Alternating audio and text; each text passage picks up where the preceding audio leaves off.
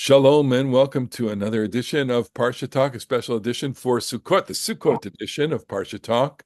I'm Rabbi Elliot Malamut in Highland Park, New Jersey, at the Highland Park Conservative Temple Congregation on Shemin, and joining me, my good friends, Rabbi Barry Chesler, Solomon Sheikh, the Day School of Long Island, Rabbi Jeremy Kolmanovsky, Sheikh Chesed, New York City. We're recording this on day 376, and we've been saying throughout this entire year, we pray that the hostages will be freed. There's just no other way to say this. I don't think there's anything else to pray for. There's plenty else to pray for. Of course, that God should protect Israel, but these poor people who have been really in such suffering for now over a year, and we are between just a day or two before Sukkot, a day and a half.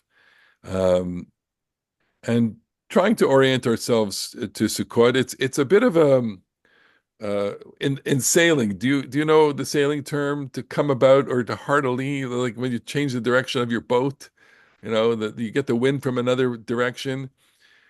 Way back at Caprama in Canada, where they do have sailing, we learned some sailing terms, and to come about is to turn the boat around and get the wind from another side. So I always But feel like, you just said it perfectly with that Canadian accent. there you go, eh? To come a boat, To come about.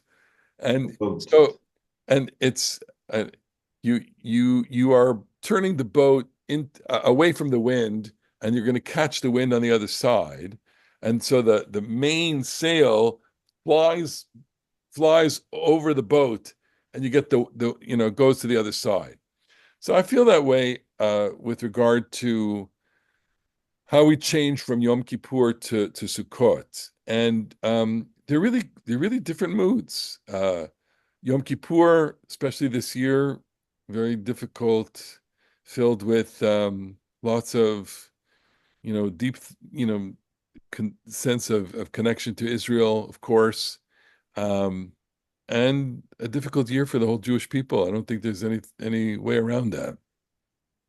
Um, And here we are coming into Sukkot, time of joy, and of course, this time of joy is so has been changed by the whole experience of last year. But we want to still yet maintain our joy at this time of the year, if it's possible. And so it feels like we're totally shifting the direction of the wind where our sails are, and focused on other things. I just finished my sukkah, building my little sukkah a couple hours ago, uh, and went out and got all the provisions for Yontiv, and that's where we are. And it's about being with community, being a shul, of course. There's this Zman Simchatenu. It's to be joyful. So But let me ask you a question about yes, that. I mean, some material circulated around through Yeshivat Hadar that they gathered up a number of suggestions from Israel, uh, include of the sort of congenial synagogues, Shira Hadasha and Misha El Zion, and also Oshrat uh, Shoham sure, from yeah, from Gilad Hakel, which was sure, Bush's community, and Rachel and John Goldberg Poland's community. sure. We know, of course, And heavy she Shalom. wrote that in that community, she floated three ideas, right? Like, you know, really don't have Hakafot this year. Don't have Simchat Torah. Or have it, as much joy as you can possibly get out of it, like a little bit of light in the deepest darkness, or a very subdued, like not really Hakafot, just low chanting or something like that. And I don't, when I was talking with my fellow clergy people here today at the shul about how it is that we want to handle this on Simchat Torah next week. And I feel this is a hard job for us synagogue clergy at this moment because I don't really know how to handle it. I think that there will be people, I'm just anticipating in the synagogue, you can displease all of the people some of the time and displease some of the people all the time. Hopefully, you don't displease all the people all the time, but I can imagine that some people will say, I cannot believe that you, on this day, on this year, we didn't focus on, October 7th and you just had a dancing. And I can imagine other people saying, come on Yom Kippur, we focused a lot on October 7th. Can we just have a little dancing? And I don't know how to thread that needle. We've been threading the needle all year, and it started last Simchas Torah because we were already aware that something terrible had happened, and we knew that we had to tone things down, and there were lots of activities that we suspended, we postponed, because we just felt that we were in this a period of mourning, which it didn't match up to, 30 days and all that. I mean, it was quite a longer period of time going through it was the first Hanukkah, the first, Purim, etc. And really we're all trying to navigate the needs of a community and the need for life to go on. We've had plenty of simchas, people celebrating B'nai Mitzvah, weddings, all sorts of things, births, and the like. So and the message is always life goes on, and that is an important Jewish message too. Zman Simchatenu, is about choosing life in the broadest sense, choosing to add some light to the world in a moment of terrible darkness. There were periods of time over Rosh Hashanah and Yom Kippur that I felt, the emotions welling up in me.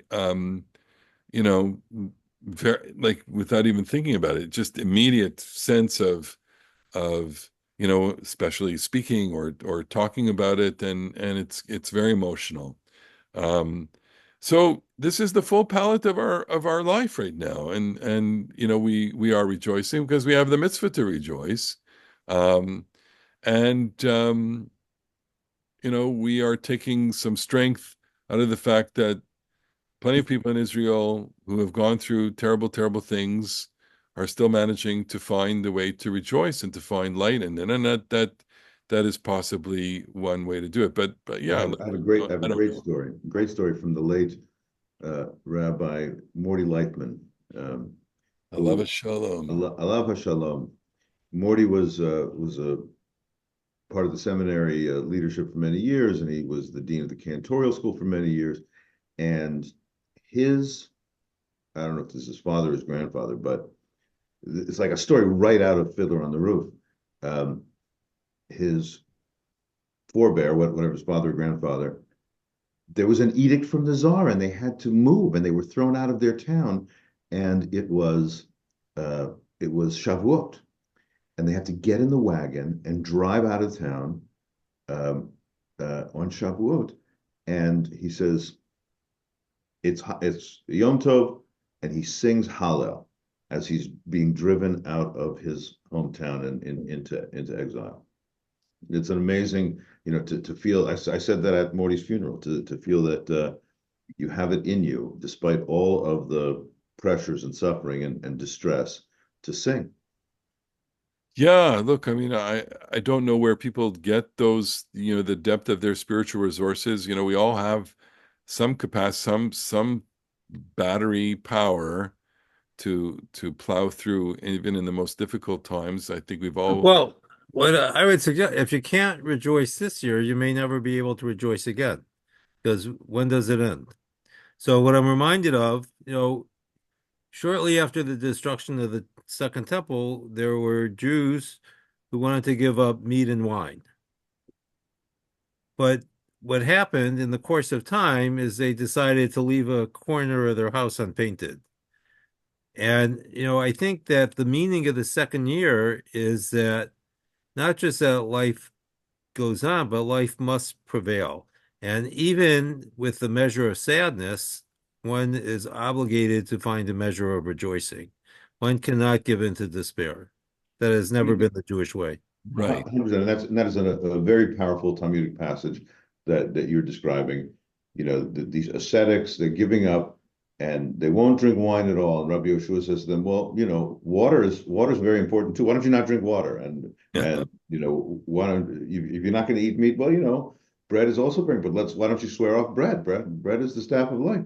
Uh, and he displays to them that too much asceticism, and so exactly as Barry said, the custom became to leave some little bit of the wall unplastered or unpainted or whatever.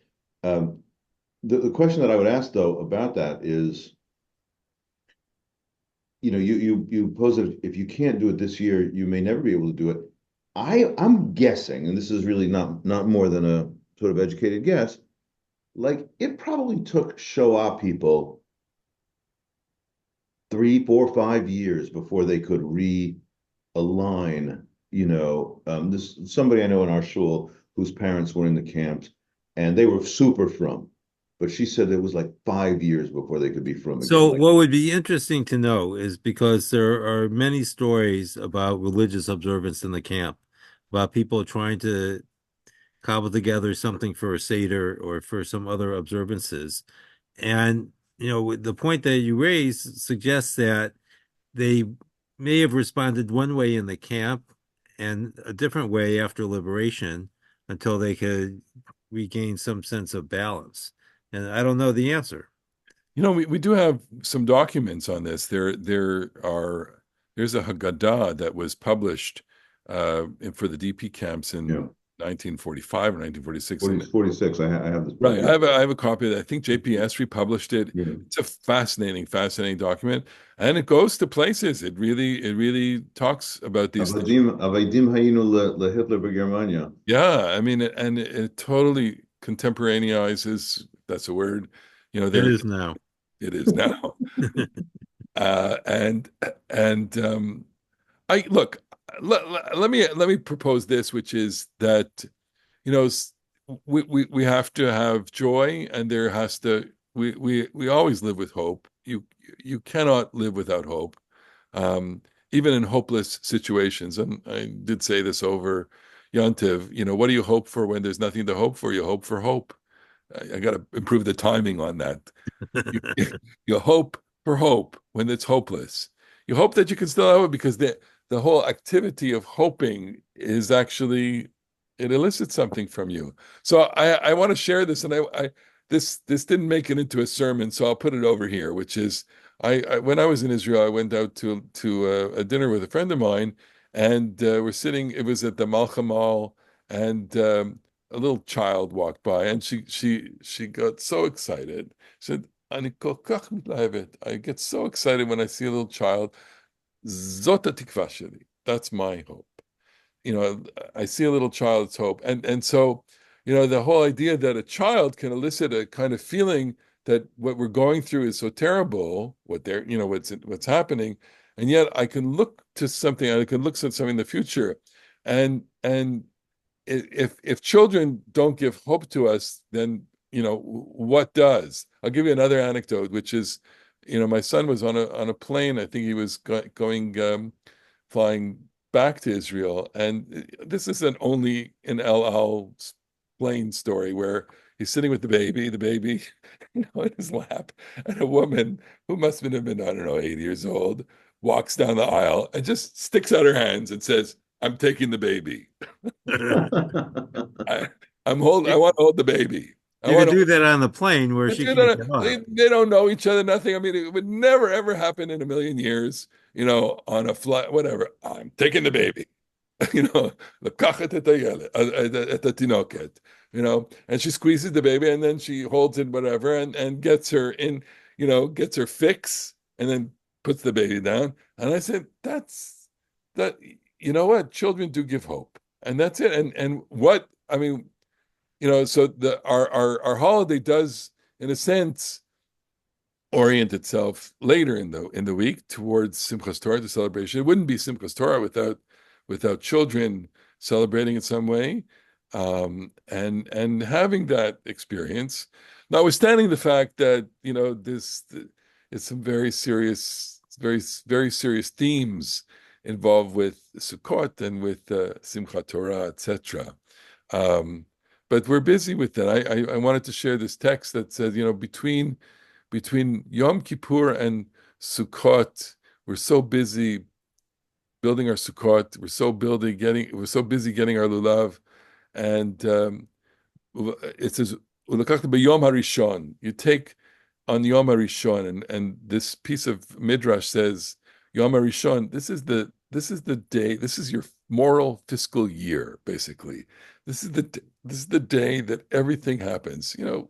It's a nice drash to say that we do come into this day. Maybe the joy is in our religious sphere that we've done our clapping on our chest, we've done our al chetz, we've done our ashamnus, and now we could kind of take a step back a little bit, and we can start over.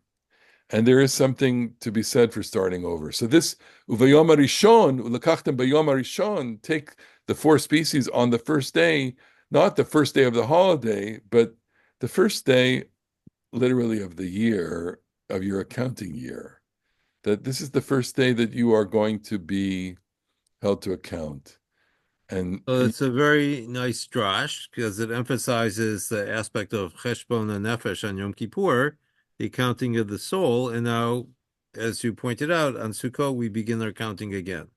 yeah, all right. I So like that very much. let's go to this the sukkah as a symbol, and like many rich symbols in Judaism, so many layers of symbolism in the sukkah. And I could ask, why do you think that was, or we could put a taxonomy of all these different symbolisms, but I I I, I want to talk about shade.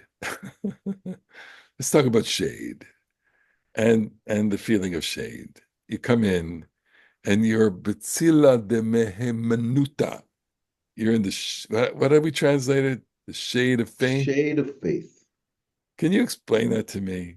The shade of Tzila de, and just tell Jeremy, since you're our resident Kabbalist, you know more than most of us on these esoteric So, areas. yeah. What's going on? So the Sukkah is obviously in every as you said, there's so many layers. Any decent religious symbol has multiple different layers to it, and it doesn't connote one thing. It has a whole cluster of things that it connotes, and that's how you know it's poetic. So obviously, the Sukkah is a shelter. It keeps you covered in its temporary sort of way. And in fact, the mitlala is the Aramaic word for the sukkah because it's that tet lamed word is tzel, it's shadow. So the sukkah is a shadow, it is a shade that keeps you somewhat protected. And in the Zohar, uh, our listeners will probably be familiar with the fact that the Zohar imagines the divine personality, the unfolding divine personality. There are 10 sfirot. Three of them are so lofty that they're metaphysically significant, but they're virtually irrelevant to human religious experience because they're just beyond, beyond, beyond, beyond, beyond. But the seven lower sfirot, six of which are parsed as male, and then the seventh one, the Shekhinah, is parsed as female. And the whole point is to make them align as husband and wife. And so when you have those seven sfirot all together, all loving, all unified, it's Hashem Echad, Ushmo Echad. The divine is one, and His name is one, and that is faith. That's Mehemanuta in the Zohar tradition. And so the Tzila de Mehemanuta, the shade of faith, means that all of that divine energy is wrapping you up. The person who sits in the sukkah is supposed to think of themselves as being wrapped up, enveloped, embraced by the divine unity in a protecting kind of way. The feeling is of being wrapped up in, to use the Talmudic phrase, we talked about this before we started recording.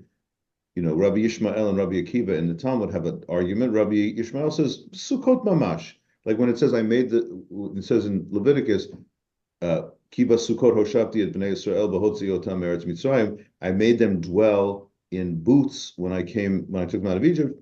Rabbi Yishmael says, like boots, like literally boots. And Rabbi Akiva says, ananei kavod. No, they were clouds of glory.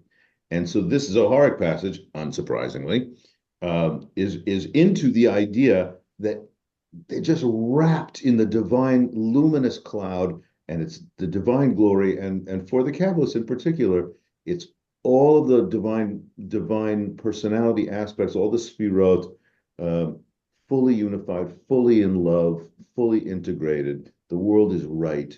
And when you sit in your sukkah, you can access that feeling. So I want to ask the just obvious question, which is, so how do you get some of that? How do you, how do you how do you get to the place where you're feeling enveloped by these emanations?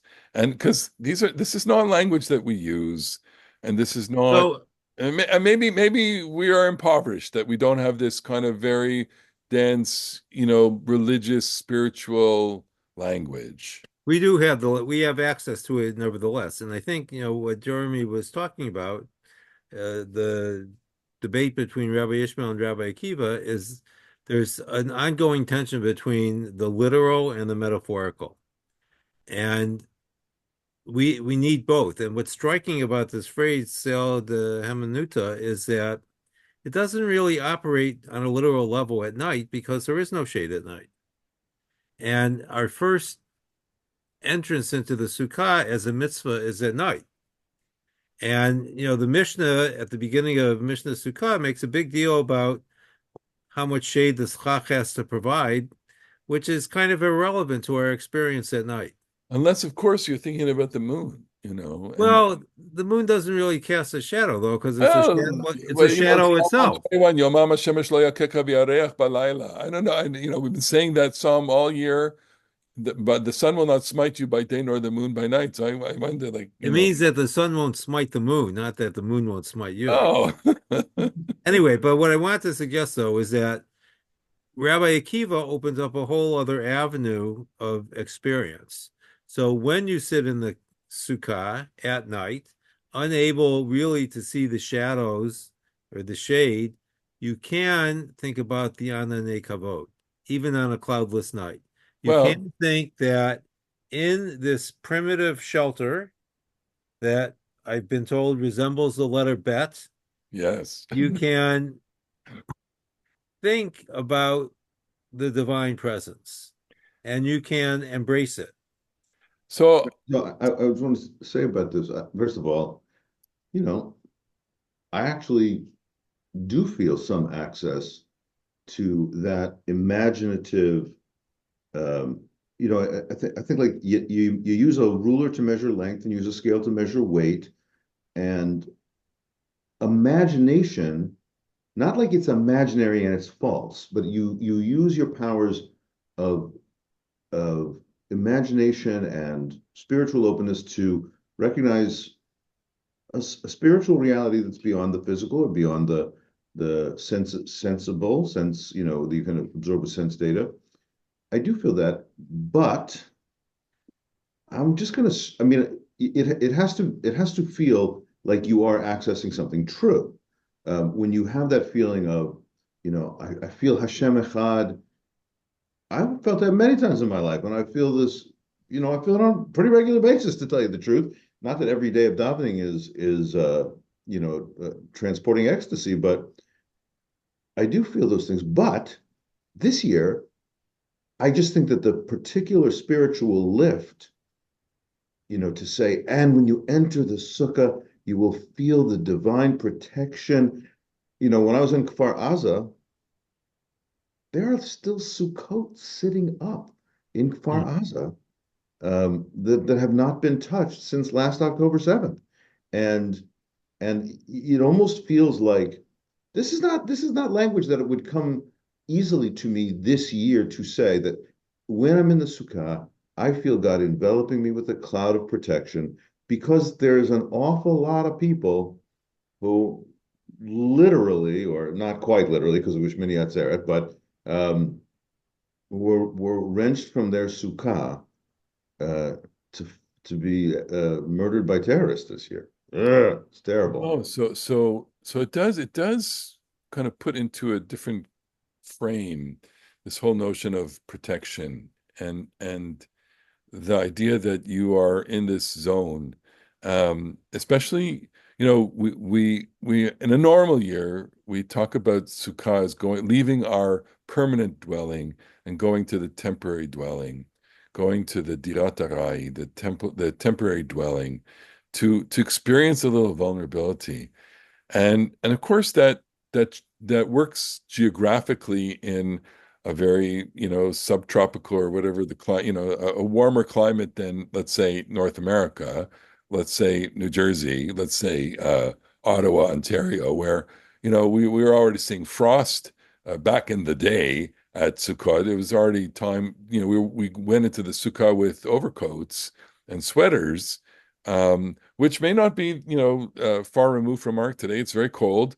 We may have these experiences here where we're going into our Sukkot wearing a couple of layers. So we don't necessarily have the intuitive experience of shade and shelter the way that our brethren and sisters in Israel have that experience in that climate.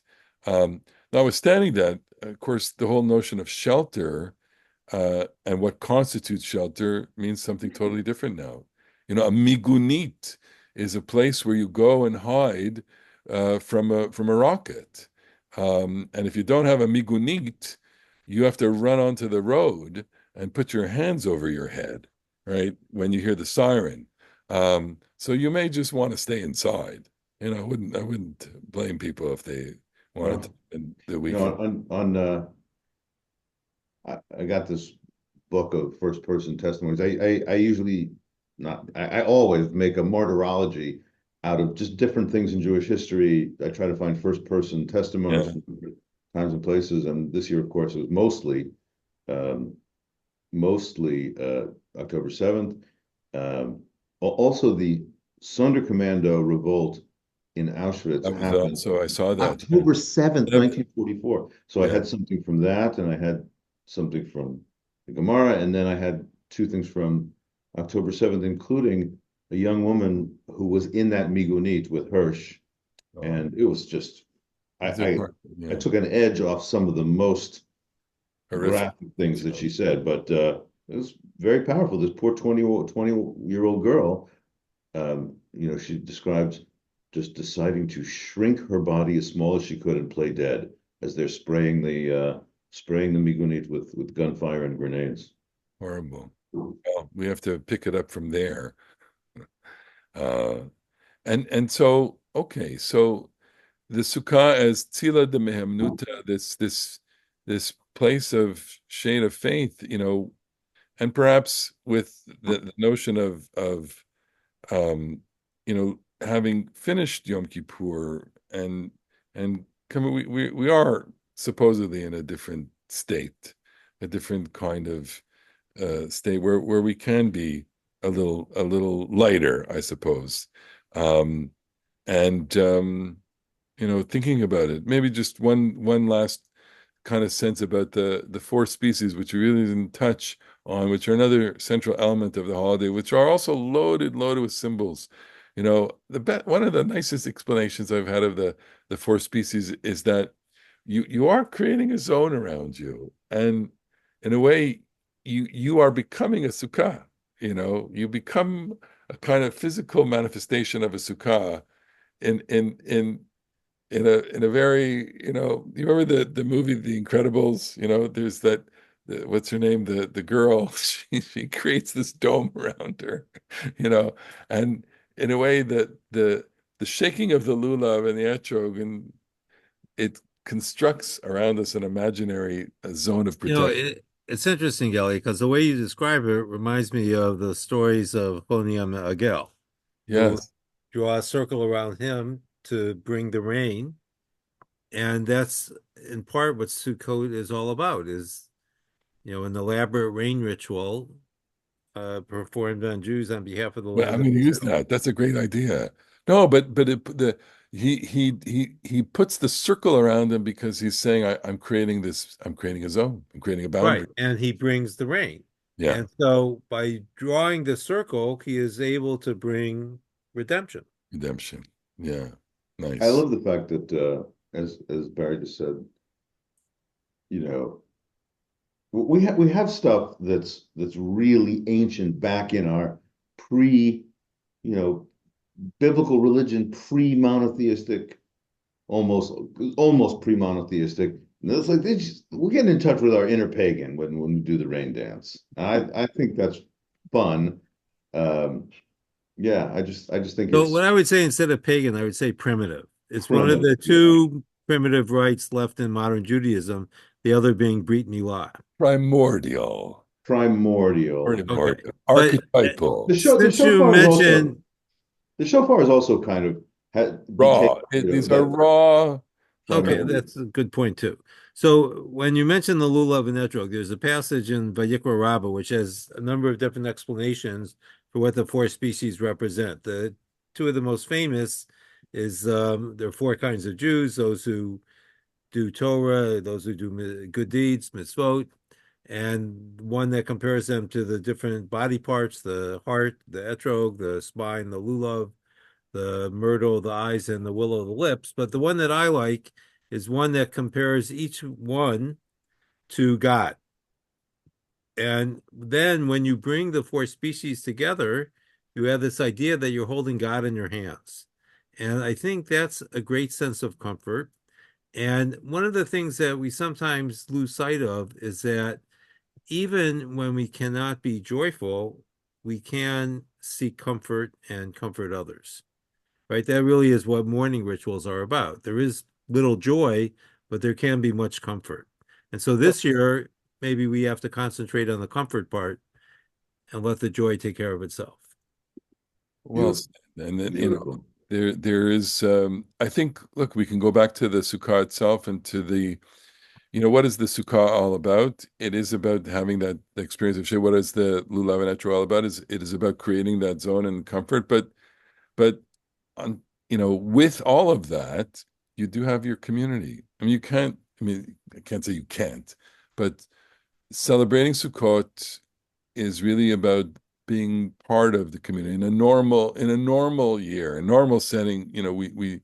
We get together, we visit, we experience, we eat together, we sing together, we do all sorts of things together. In our community, people are walking about, visiting each other on Sukkot. They're popping into each other's Sukkot, and it seems like all the boundaries are have somewhat dissolved, that people can go within, into the private realms of people, because the private realm is really the Sukkah at this point, and that's not, it's now more a public realm. And that recalibration of private and public, um, I think is necessary. It's necessary for the renewal. Maybe, on in that sense, we're totally recalibrating our lives by you know taking down boundaries that we have all year, and then spending out time outside in a totally different zone, a neutral zone, and then going back to our private domains afterwards.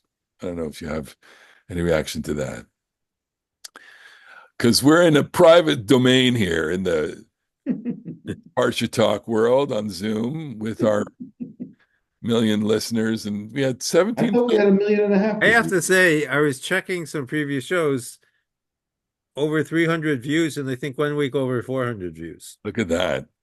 It's not only my mother, it's not only Is your mother 300? Unless it's your mother 200 God times. bless her. She was with me for a big shout out to my mother, who came to Highland Park for Rosh Hashanah and Yom Kippur.